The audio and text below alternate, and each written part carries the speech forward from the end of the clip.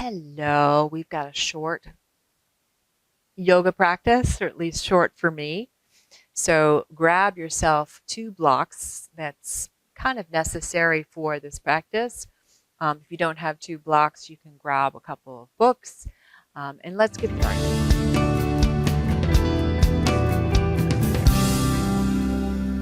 Okie dokie, so let's start in sitting. Lots of times I start a yoga class in child's pose, but this is going to be more of a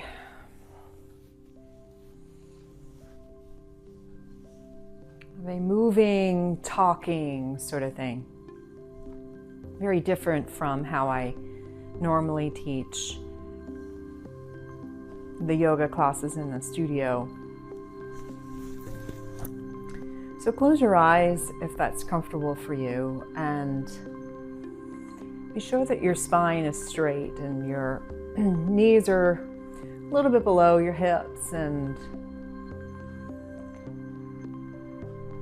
just allow yourself to breathe. And what facilitates the breath is opening the shoulders. So lots of times we're hunched over for too long and we don't give ourselves the space to breathe. I mean, I know that sounds esoteric, but we don't give ourselves this physical space to breathe.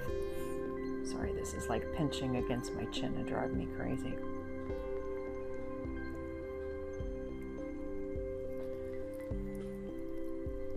And so with each breath, just open your shoulders and see if you can expand your collarbones.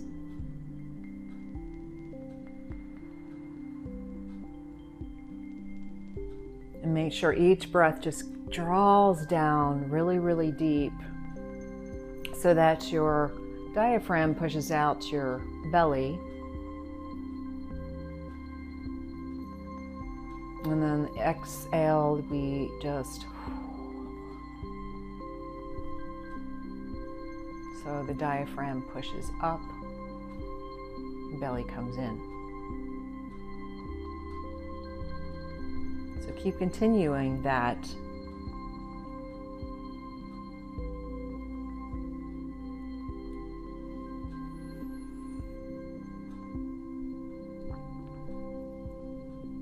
And so, if you're anything like me, you will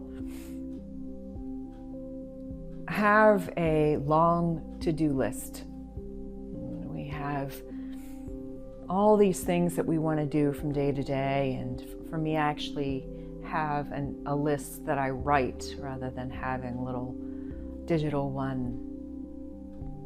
And some of those things I get done, sometimes I don't. But when it comes to the bigger things in our lives, it's harder to scratch off. We might have things like getting married or buying a home, making a certain salary,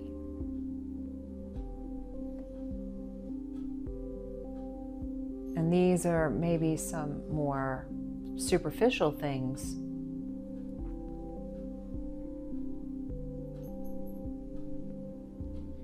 But it comes a time in our life when, we might say, well, someday I'll do this, someday I'll do this, someday. But as calamity might strike, or you might encounter something, a great conflict that brings about suffering or pain, and you suddenly have this freedom because something might have been taken away from you, and you said, well, when is that someday?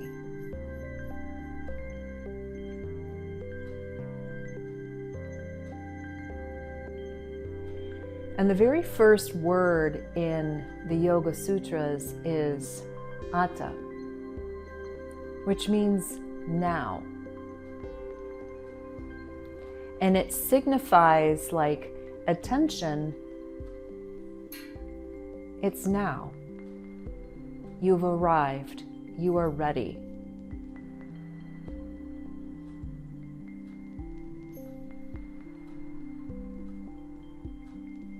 So you ask yourself, when does that someday begin? And yoga says, Atha, now.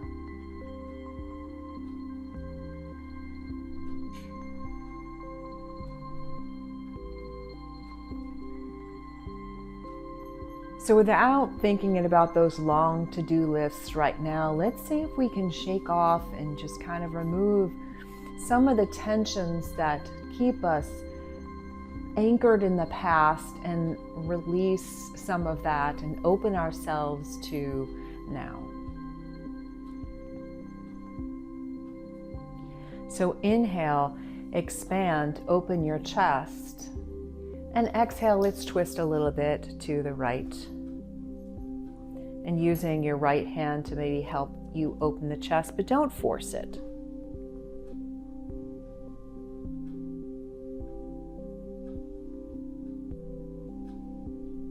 Breathing through the right shoulder.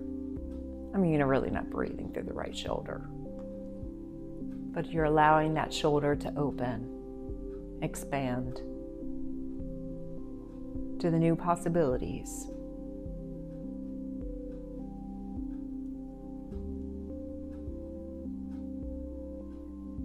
The shifting that's necessary for now to happen.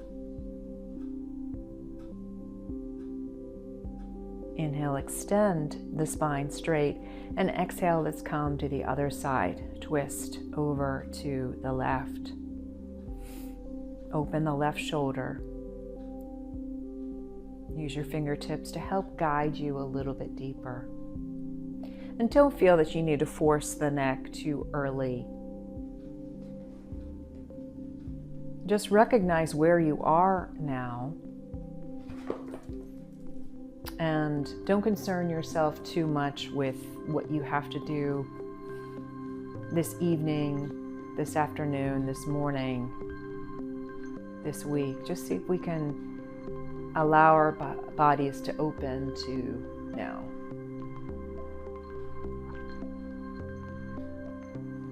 Inhale, extend the spine. Exhale, release. Now let's come on to our backs. If you have the block, you can remove it. And let's see if we can maybe open the core a little bit. So usually I do this on my back. On my hands and knees. But what you should do is bring your elbows to the block and squeeze it between your knees. Okay, so you're really compact here. Now, extend the left leg in front and the left arm. So feel the core engage here. And then bring them back together. Let's do the other side. Excuse me, Charlie. So this is very slow, deliberate movement. So often in life, we move too fast without really knowing what we're doing. In a physical practice, when we move too fast, we can invite injury. Make sure your lower back is pinned to the ground as you keep the solid, steady core. One more time each side. So this is where we stabilize the core. Because without a stable core, remove the block and roll it up. Without a stable core, without a stable foundation, you can't find stability in life. So let's roll around. Let's do some cat and cows.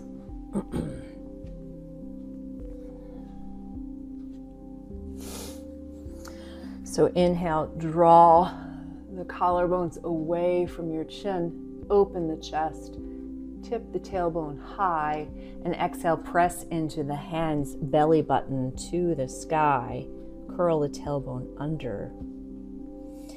Inhale, you can do this on your own at your pace, linking breath with movement, pressing in through the knuckles to kind of activate your forearms. Because as we know in a yoga practice, anytime you're on your hands, the forearms should be active. And that takes a lot of pressure off the wrists, which also can get a little congested. And see if you can maybe open the shoulder blades away from you. And then on the inhale, with cow, see if you can pull the shoulder blades towards you.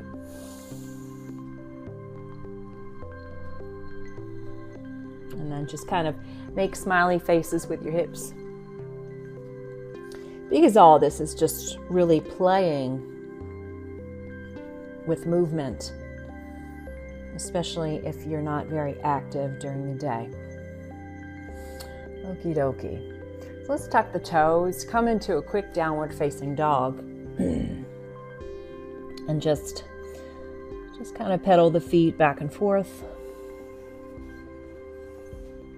Again, pressing in with the knuckles of your hand, with the fingers of your hands. All the little of my toes. Now step the right leg through. Drop the back knee. Untuck the back toes. And of course my knee is always kind of cranky on this side. And let's just kind of hang out here for a moment. And I actually like this pose a lot for various reasons. And so you've heard whenever you do like lunge and stuff, never put your knees over your toes. But as you know, so many of our movements in life will do that. So my knee is really, really far over my toes. And let's just kind of hang out here.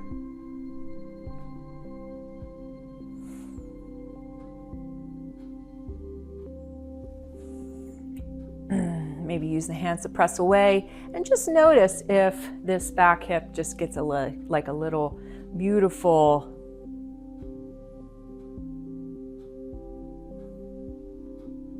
little bit of a stretch. But you're also getting some dorsal flexion in the foot by bringing it far in your toes. Lots of times some of our problem in our backs and our knees and everything have to do with what's going on with your feet. So let's press the legs straight. And you can maybe pull the heel forward a little bit. We're not staying here for too long. We're just kind of just opening and closing the hinge of our knee.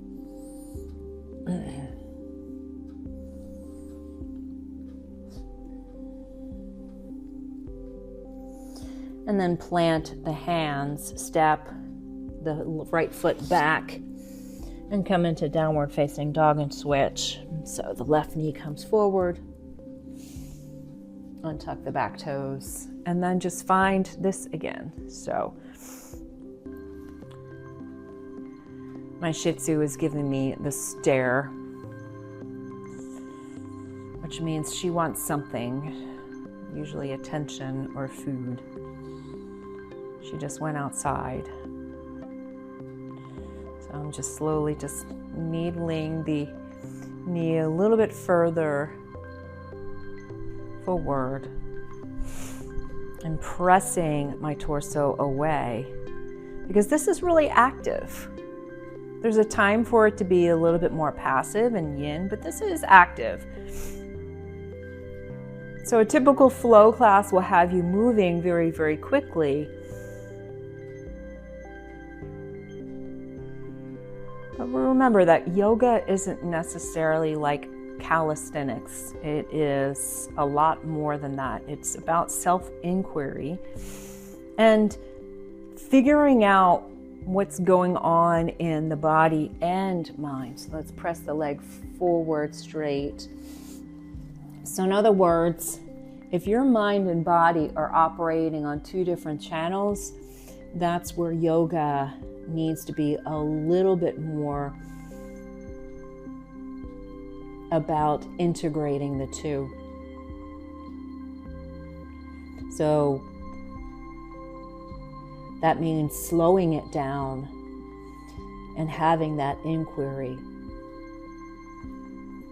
Now, granted, there's a time where a good, beautiful, creative flow is very, very lovely, and it can really get into some places that you never thought you would go. But sometimes when the mind checks out, that's when we can get into trouble. So let's step in the foot forward, plant the hands, come back into downward facing dog. Let's pedal the feet and then walk the feet to the hands. And let's just do a quick flow just to get the legs, the body moving a little bit. Hopefully my camera won't lose me. So to sweep the arms up overhead, flip the palms, and then let's just kind of lean over to the right. And let's lean over to the left. And just kind of giving the shoulders a little bit of stretch.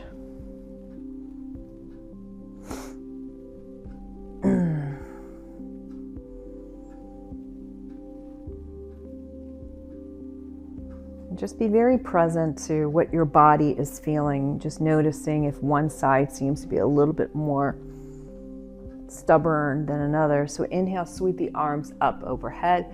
Exhale, swan dive the hands. Fall forward, forward fold. Inhale, halfway lift. Exhale, step back into your plank. And let's lower all the way down to the mat. So in Cobra, we often just kind of come up and grit our teeth like this, or we do an upward dog, like basically like a part of a burpee. Let's see if we can really figure out what our bodies are doing in Cobra. Now, if you want to go a little bit more into Cobra, I have a video on it. But let's place the hands way outside. This is called King Cobra. And so the hands may be, the forearms may be about 90 degrees from your upper arms, okay? So that way we're just kind of like, tenting the fingers and just feel what it's like just right here. Okay? Just feel what it's like to just open the chest just a little bit. So, you coming down, just this little baby cobra right here. Roll the shoulders away from the front of your mat. So you're pulling the shoulder blades behind you, behind the back of your mat. So that's just step one. And let's inhale and exhale. Let's see if we can come up a little bit higher, planting the pubic bone into the mat. And breathe here.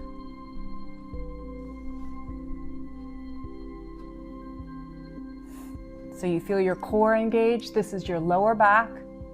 This is the front.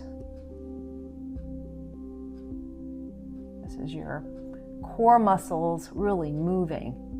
And then exhale, come on down.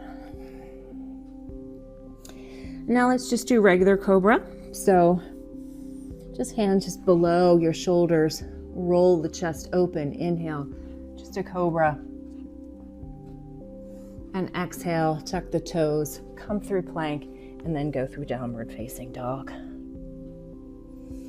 Inhale, hips hike high. Exhale, step the feet to the hands, forward fold. Inhale, halfway lift. Exhale, forward fold. Inhale, flat back, comes up, reach high. And exhale, forward fold. Inhale, extend the spine long. Exhale, step back to plank. Let's lower and let's do our cobra one more time. Inhale, roll the chest open, cobra. Exhale, tuck the toes. Press up, press back, downward facing dog. Inhale, hike the hips high, bend the knees. And let's step forward. You can place your hands on your calves, on the floor, on your hips. Let's come up with a flat back. Exhale, forward fold. Inhale, roll your chest, arms up, open, reach up, reach back. And exhale, let's do one more. Inhale, halfway lift. Exhale, step back, plank. Let's lower all the way down, one more cobra. I mean, you can do a chaturanga if you want. But let's see if we can really activate the core in our cobra. Find out where we are. Because if you're not doing it now, when are you going to do it? When are you going to really seek the deeper places within you?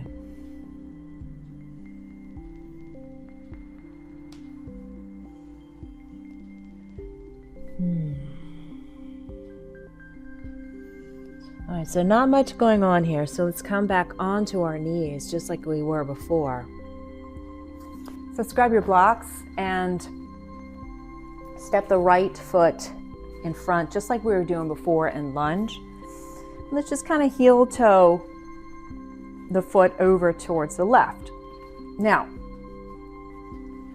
it's not really that important for you to have the shin parallel with the front of your mat. As you can see, mine is more like a, like a 45-degree angle or something. And the back leg is straight, and try to get it straight behind you. So in other words, just avoid kind of kicking it closer towards you, but try to keep the back leg straight.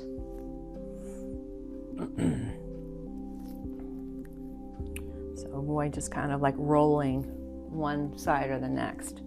Now, lots of times this is very, very delicious. We roll forward, and that really is the best part about Pigeon. But we're going to do a little bit more active, okay? And so this is where we want to really hike up the hips high using our blocks. So just press in with the right shin, press in with the left thigh. So press down with both. Really make this active. Try to use your legs to prop you upright. And maybe you can float the hands, because eventually there are yoga postures that have you do that. But feel how active this is when your chest is open and straight in Pigeon. So really pressing the shin of the right leg down, pressing down. Now, you can use the blocks to float your torso over, but see if you can maybe not so much use your hands. So just like we were doing in King Cobra, just use the hands as guides. So there's a little bit of a back bend here, and then using the core to roll forward and keep you steady. So you're folding, but keeping the core steady and strong. Now one more reach up, and now we let go. And now we just kind of fold forward and let it go. So we go from a more active pigeon pose to a more passive pose, and you hang out here.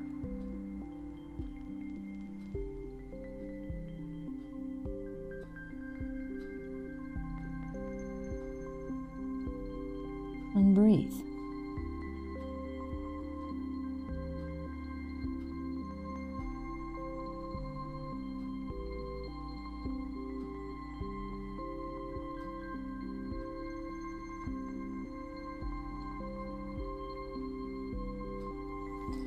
So again, when we think about the word Atha, we are always holding the attention. We're always thinking, attention now. Now is the moment. Now is the moment to either respond, not necessarily with activity, but a response sometimes means to let go.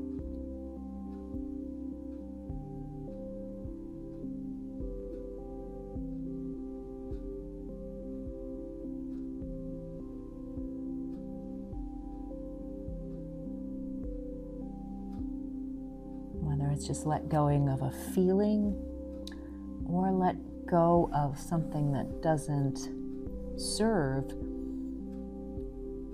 those deeper some days that you're working towards. Let's just crawl ourselves up.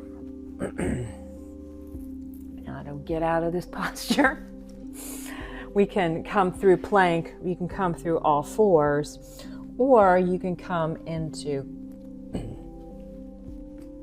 a three-legged dog and just kind of kick out the thigh. Oh, yep.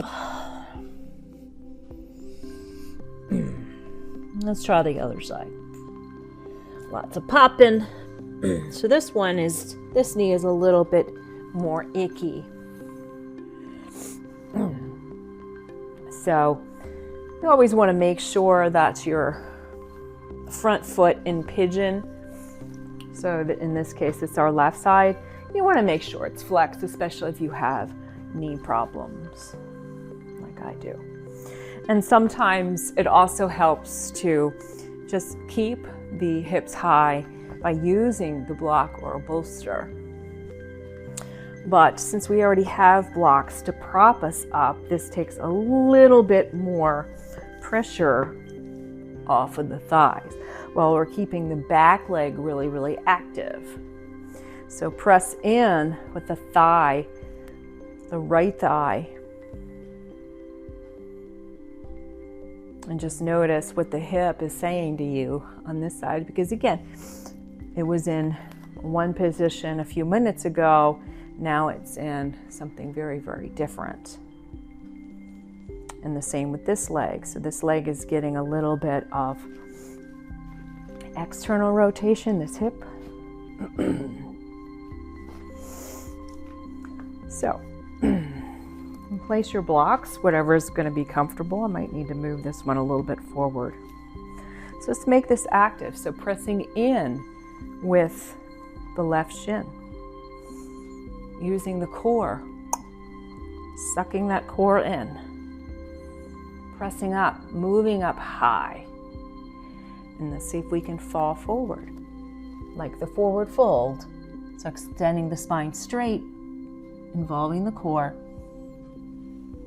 and using the core and the back, the back extensors are part of the core. But let's see if we can just make this moving, active. And maybe you can hold and do the same.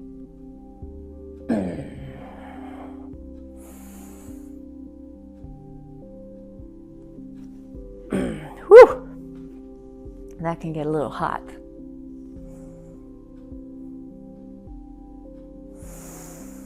Keep pressing, keep activating. And now let's fall. So again, if you want to prop your block up a little bit, or you can just kind of let it fall to the side, a little sloppy version of pigeon or swan pose as we have in yoga. And just notice how your hips are reacting in this regard. So oftentimes what happens is we get stuck in certain patterns. And yoga, if you are willing to get out of your patterns, you know, I mean, it's one thing when you go to like a certain type of yoga class and you do the same postures, that's great. But see if you can unlock the patterns of your mind. And sometimes if you do the same postures in yoga, you can let it truly be the mind-body experience by unlocking the patterns of saying, I have to do this, or just saying, why isn't my hip doing this way this time?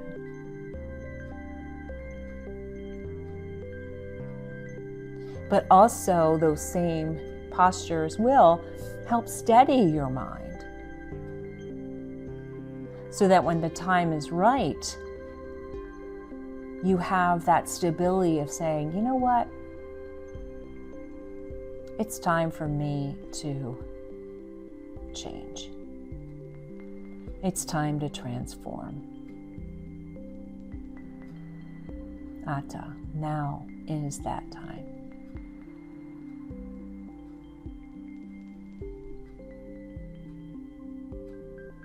So we use the movements. So let's just very, very slowly move on out of this posture. So it's the movements that can help change us. And kick the leg back up, around. It's the movements that can change us. Let's come down to our seat. But also, it's just that true integration of body and mind. And that's really what we're doing, as we're using the body to maybe kind of unlock some of those patterns, but also not be so fixed in those postures to the point that the mind just kind of says, all right, I'm going to think about other things, or I'm going to be stuck in my attachments. Okay, so let's roll onto our backs, and let's do just a very gentle back bend before we close off. So let's take our block and just, you can roll it. This is the apartment, this is a townhouse and penthouse level, whatever feels good for you. I'm going to put it at the townhouse level. And just let your feet fall. And in this little bit more of a relaxed version of bridge pose, this can also unlock the hips, which hold a lot of our tension and a lot of our stuck patterns. It also holds trauma.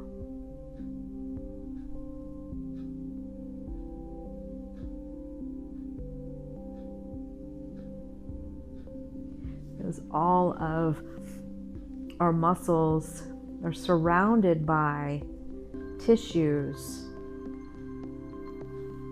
that are connected to our nerves. All of it's connected.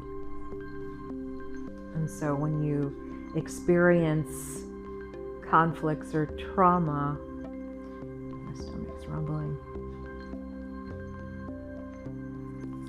it sends a signal to your body to react, tighten up.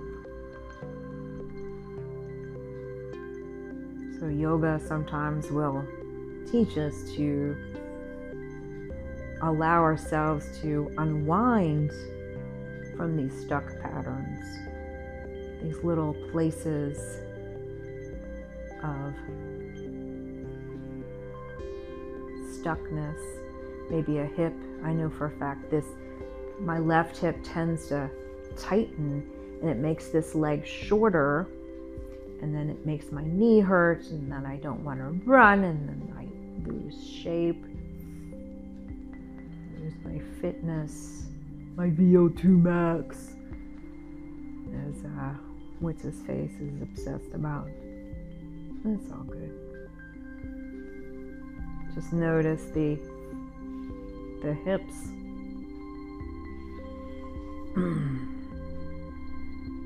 And just notice that my legs just extended a little bit straighter.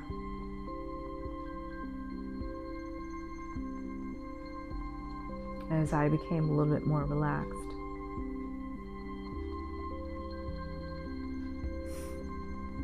And then we bend the knees if they're not bent, and then just slowly raise your hips, remove the block, and extend your legs into Savasana. And this can be a short Savasana or a long one, but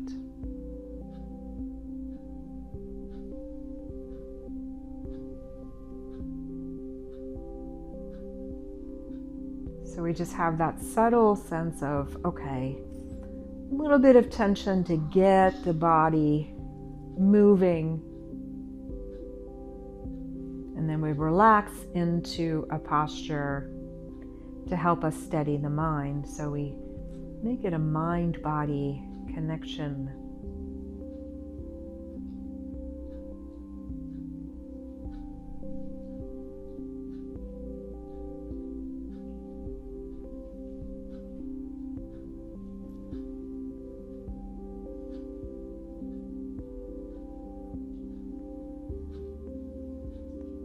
And if you go to a yoga studio, you'll be longer in Shavasana.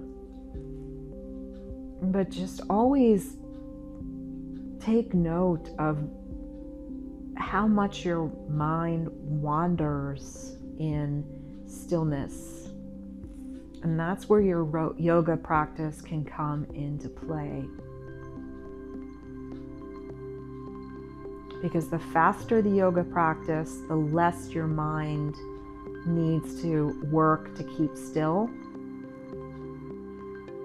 But the slower the yoga practice and the more stillness you have, the more the mind has to work to keep from running off and swinging from branch to branch.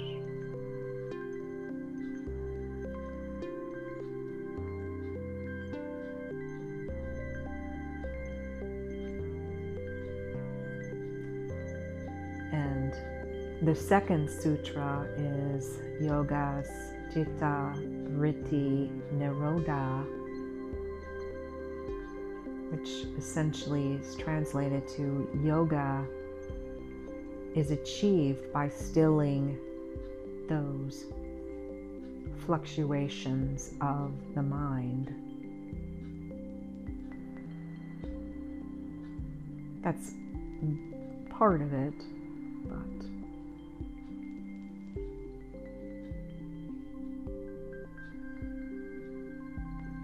we'll slowly roll on up. You can just take a moment in a fetal position, or you can roll directly up into sitting comfortably.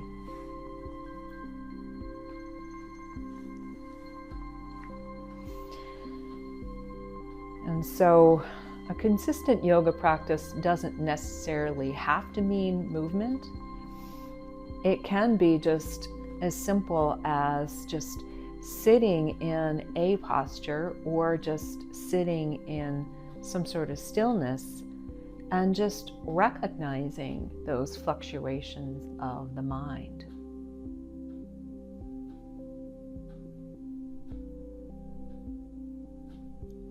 So anytime life brings you anxiety, that's a part of you that's saying there's something that you aren't paying attention to that should be addressed.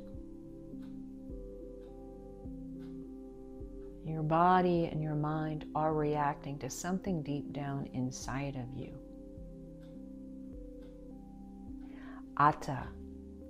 Now, pay attention, because that liberation from that anxiety, from that stress, that connection to something greater is available with just a little bit of practice.